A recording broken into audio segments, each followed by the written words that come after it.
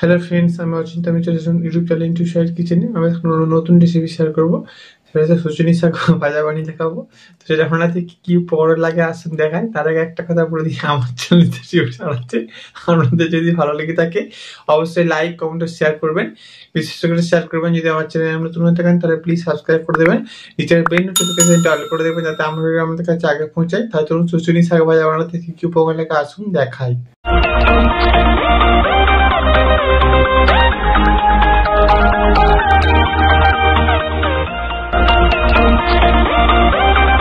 চিনি শাক ভাজা বানিয়ে দেখাবো, সেটা আপনার থেকে কি উপকরণ লাগা আসুন দেখায়। তার আগে একটা কথা বলে দিই, ভিডিওটা প্রথম থেকে শেষ অবধি দেখার অনুরোধ রইল।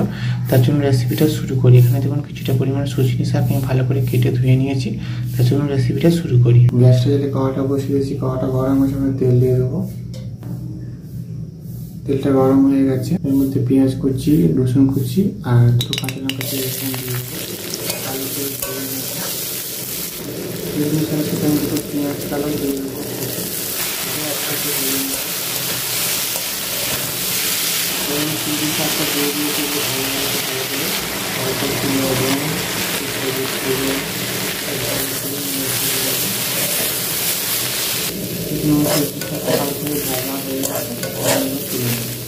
দেখুন আমার শুশনি শাক ভাজা রেসিপিটা হয়ে গেছে। এই রেসিপিটা আমাদের ভালো লেগে থাকে অবশ্যই লাইক, কমেন্ট, শেয়ার করবেন।